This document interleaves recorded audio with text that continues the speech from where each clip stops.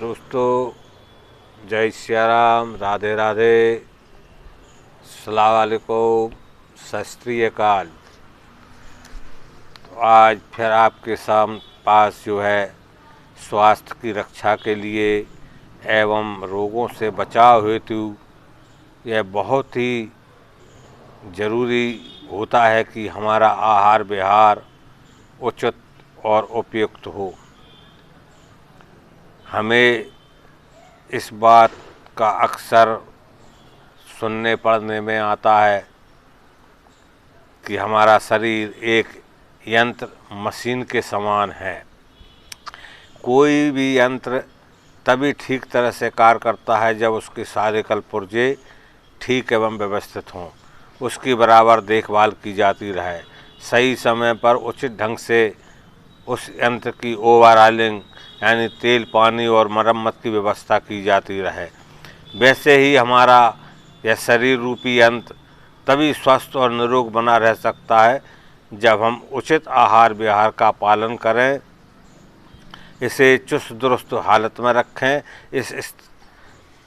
तो हालांकि प्रत्येक व्यक्ति को जो है इस संबंध में सोचना विचारना चाहिए।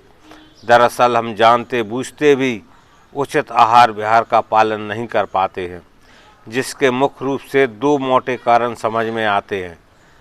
उन्हीं दो कारणों में से मैं आपको बताता हूँ कि पहला कारण है प्रकृति द्वारा बनाए गए शरीर रूपी यंत्र और मनुष्य द्वारा बनाए गए यंत्रों में एक मोटा फर्क यह है कि शरीर स्वचालित यंत्र है तथा यह मनुष्य द्वारा बनाए गए यंत्रों जैसा नहीं है कि जरा सी गलती या कोई त्रुटि हुई कि बंद पड़ जाए। मनुष्य द्वारा बनाया गया कोई भी यंत्र कितना ही कीमती क्यों ना हो, यदि उसके छोटे छोटे पुर्जे में कोई खराबी आ जाए तो बंद पड़ जाता है। जैसे कितनी कीमती कार हो, यदि उसकी बैटरी डिस्चार्ज हो जाए या इंजन में कोई नुक्स आ जाए तो वह स्टार्ट नहीं होती है, धक्का पलट करना पड़ती है। यहाँ तक कि यदि ईंधन पेट्रोल ख़त्म हो जाए तो कार 1 इंच आगे नहीं बढ़ सकती है, जबकि हमारा शरीर को बिना ईंधन पानी बिना भूख की प्यास स्थिति में भी दौड़ाते रहते हैं और वह दौड़ता रहता है। तो संसार का श्रेष्ठ यंत्र भी अपने आप नहीं चलता। कोई भी ऑपरेटर चलाने पर ही चलता है, और वह भी तब जब तक उसका पूरा सिस्टम ठीक हो, वरना नहीं चल सकता। सिस्टम के ठीक होने का मतलब है जैसा होना चाहिए नियमों के अनुसार होना। हमारे शरीर रूपी यंत्र में भी कई सिस्टम होते हैं, जैसे digestive system, cardiovascular system, nervous system आदि। इनका ठीक रहना स्वास्थ्य के लिए ज़रूरी है। शरीर के मामले में भी यही स्थिति लागू होती है, परंतु अंतर है कि इसके सिस्टम भी वैसे ही रहें जैसे रहना चाहिए तो यह स्वस्थ रहता है, और वैसे ना रहें तो यह अस्वस्थ हो जाता है। दूसरा कारण है आज की इस प्रतिस्पर्धा के दौर में मनुष्य की दिनचर्या परिस्थितिजन्य व्यवस्थाओं के कारण इतनी व्यस्त हो गई हैं कि वह चाह कर भी उचित ढंग से आहार विहार नहीं कर पाता है, स्वास्थ्य रक्षा के नियमों का पूरी तरह से पालन नहीं कर पाता है। और ऐसा भी नहीं है कि वह जानता समझता ना हो, यह वह खूब ही जानता समझता है कि उसे क्या करना चाहिए और क्या नहीं करना चाहिए, फिर भी मजबूरन वैसा करता है जैसा कि उसे करना होता है। इस कारण का एक सहयोगी कारण भी है, और वह है मनुष्य की सुविधा भोगी मनोवृत्ति। तो हमारी मनोवृत्ति दिन ब दिन सुविधा पसंद होती जा रही है। दरअसल यह सुविधा शब्द का दुरुपयोग करना। सुविधा का अर्थ होता है सुविधा यानी सही विद्या, अच्छे ढंग से सही कायदे से। तो हम यदि कोई भी काम अच्छे ढंग से कायदे के मुताबिक करें तो ये सुविधा कहा जाएगा। मन मर्जी और आदत के अनुसार जैसा चाहें वैसा करें तो ये असुविधा कहलाएगी। नियम का पालन हो सका तो कर दिया, ना हो सका तो नहीं किया, और ऐसा करने पर तत्काल कोई स्पष्ट हानि होती दिखाई भी नहीं देती, जिससे हमारे दिल से हानि के सब भय कभी हो जाता है। तो यही कारण है कि सिगरेट, गुटखा, कैंसर की चेतावनी छपी होने के बाद भी मनुष्य उसका सेवन करता है, क्योंकि उसका तत्काल प्रभाव से कैंसर नहीं होता है। तो यह सब बातें जानते हैं कि दिन रात देखते हैं, अनुभव करते हैं, फिर भी इस स्तंभ में, इस वीडियो में ने आपसे योग न करने, योग कर्मों की चर्चा करते हैं, क्योंकि यही आदरणीय जीवन दर्शन रहा है। समस्त कोई हमारी बात सुनता है या नहीं सुनता है, मानता है या नहीं मानता है, तो भी जो है अमल करता है या नहीं, इस सब मुद्दों की हम फिक्र नहीं करते। तो हम आज अपने कर्तव्य का पालन कर रहे हैं, बिना किसी फल की आकांक्षा के, बिना किसी पूर्व आग्रह के, दुराग्रह के, सिर्फ एक लक्ष्य पूरा करने के लिए, और वह लक्ष्य है यानी सब सुखी हों, सब रोग रहित हों। इतना निवेदन के बाद हम ग्रीष्म ऋतु की भयंकर गर्मी, लू लपट और तीखी धूप से त्रस्त वातावरण के वर्षा का आगमन बहुत सुहाना और राहत देने वाला लगता है। तो इस प्रकार से जो है, जब सावन की फुहारें पड़ती हैं, रह रहकर बादल गरजते हैं, मिट्टी की सौंधी सौंधी खुशबू वाली मदमस्त ठंडी हवा चलती है, आकाश में बिजली चमकती है और पानी गिरने की रिमझिम मधुर ध्वनि सुनाई देती है, तब मौसम और मनोहाल बड़ा ही सुंदर मालूम पड़ता है। तो आपको जो है इस मौसम में एक फल होता है जिसे जामुन कहते हैं। जामुन के वृक्ष पूरे भारत में हर जगह पाए जाते हैं और जामुन को लोग बहुत अच्छे चाव से खाते हैं। ये बहुत ही आहार के लिए महत्वपूर्ण डाइजेस्टिव भोजन है। इससे कई रोग भी ठीक होते हैं। जामुन का उपयोग सभी लोग करते हैं। यह दंत रोग के लिए जामुन बहुत ही मुफीद होता है। जामुन के पत्तों की राख और दांत और मसूड़ों पर मलने से दांत और मसूड़े मजबूत होते हैं। इसके पके हुए फलों के रस को मुंह में भरकर अच्छी तरह हिलाकर कुल्ला करने से पायरिया रोग में लाभ होता है। मधुमेह, जामुन की गुठली की गिरी का बारीक पिसा हुआ चूर्ण आधी छोटी चम्मच सुबह शाम के पानी के साथ फाँकने से मधुमेह रोगी में को लाभ होता है। शुगर रोग खत्म हो जाता है। किसी को बवासीर है, खूनी बवासीर है, इसके ताज़े 10 ग्राम नरम पत्ते, जामुन के ताज़े नरम पत्ते जो है बवासीर के लिए 10 ग्राम आप गाय के पाव भर दूध में घोंट पीस करके छान लें और प्रतिदिन सुबह खाली पेट पिएं। इस प्रयोग से खूनी बवासीर में बहुत ही लाभ होता है। पथरी, जामुन के 10-15 कोमल पत्तों का कल्क, उसकी लुगदी बना लें। 10-15 पत्तों को लेकर के, कोमल मुलायम पत्ते हों ऊपर के, उसकी लुगदी बनाकर पाव भर दूध में घोंट पीसकर इस पर काली मिर्च और 2-3 नग का चूर्ण भुरक कर सुबह शाम के केवल सेवन करने से जो है पथरी के टुकड़े टुकड़े होकर के मूत्र द्वारा बाहर निकल जाते हैं। यह अस्मरी का यह एक उत्तम उपचार है। तो पथरी के लिए दोस्तों ये बहुत ही मुफीद चीज़ है और हर जगह मिलने वाली चीज़ है। यदि आपको ऑपरेशन से बचना है तो इसका उपयोग करना चाहिए और ज़रा सा कोई मेहनत का काम नहीं। जामुन के 10-15 कोमल पत्ते ले आए, उनका जो है पीस करके कल या लुगदी बना ली और इस पर काली मिर्च 2-3 नग पीस करके नहीं उसका चूरन डाल दिया।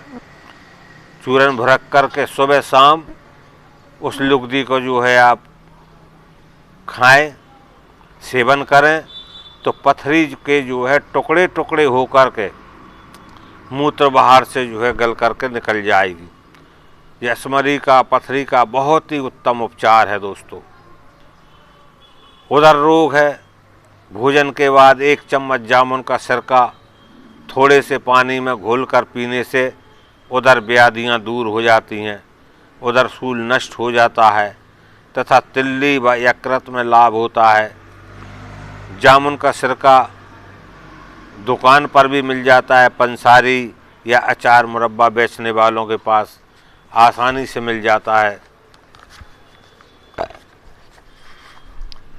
आपको जो है जिन 5 तत्वों से जो है हमारा शरीर बना है, इसको पंच महाभूत बोलते हैं, मृत्यु होने पर इन्हीं 5 तत्वों में जो है यह शरीर विलीन हो जाता है। आकाश, खालीपन, खाली स्थान को आकाश कहते हैं। खालीपन या खाली स्थान को आकाश कहते हैं। कोई भी गति आकाश के कारण ही संभव होती है। हमारे शरीर में जहाँ जहाँ खाली स्थान है वहाँ आकाश है। आकाश का गुण शब्द है, शब्द की गति आकाश के कारण ही होती है। पर्यावरण का क्षेत्र आकाश ही है, जो यदि स्वच्छ होता है तो स्वास्थ्य के लिए हितकारी होता है। यदि प्रदूषित होता है आकाश तो स्वास्थ्य के लिए अहितकारी होता है। दूसरा, पंचमहाभूतों में आकाश के बाद आता है वायु।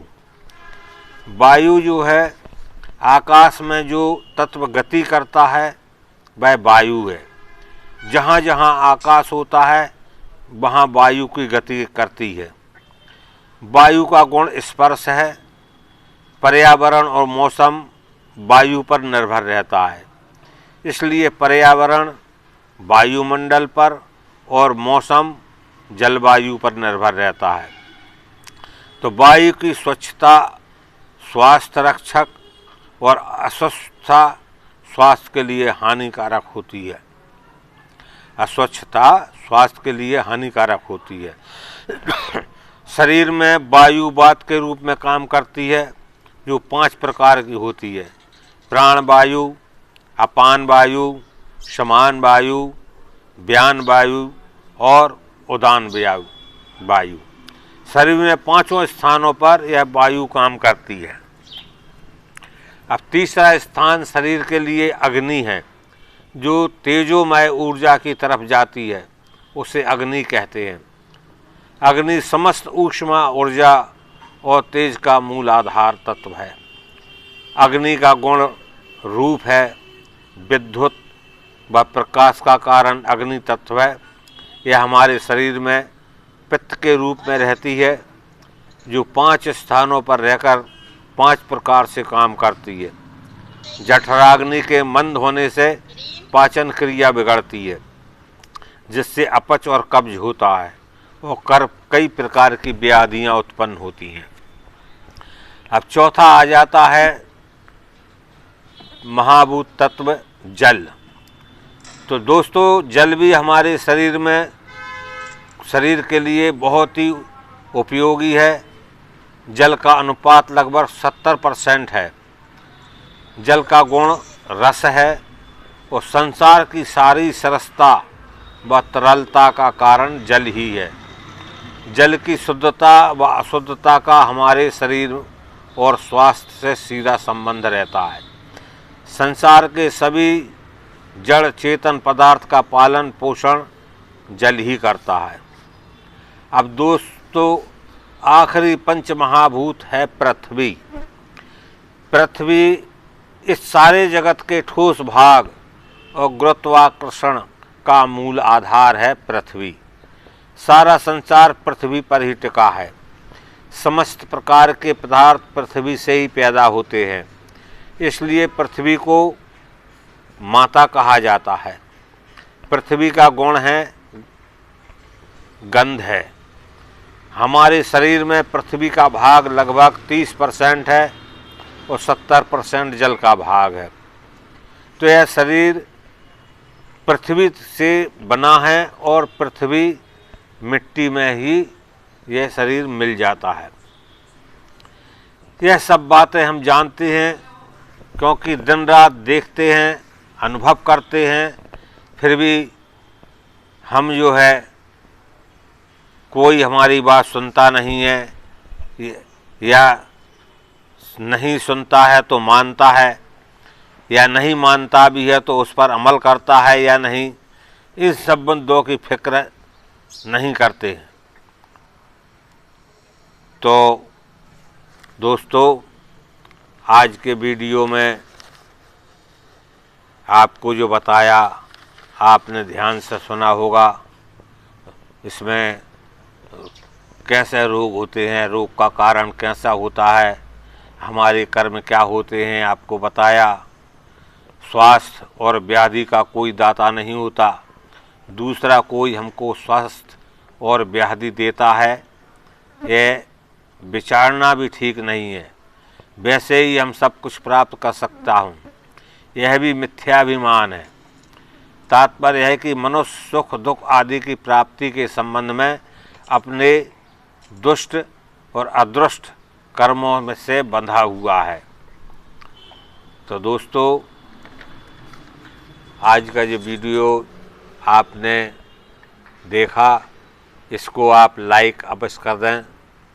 अभी तक आपने लाइक नहीं किया है, लाइक कर दें, सब्सक्राइब कर दें, बेल बटन को दबाएं। आगे भी आपको और वीडियो अच्छे चालू फल फ्रूट सब्जियों के द्वारा रोगों का निदान, जो रोग अक्सर हर परिवार में पाए जाते हैं, उनका निदान आपको वह वीडियो के माध्यम से बताऊंगा।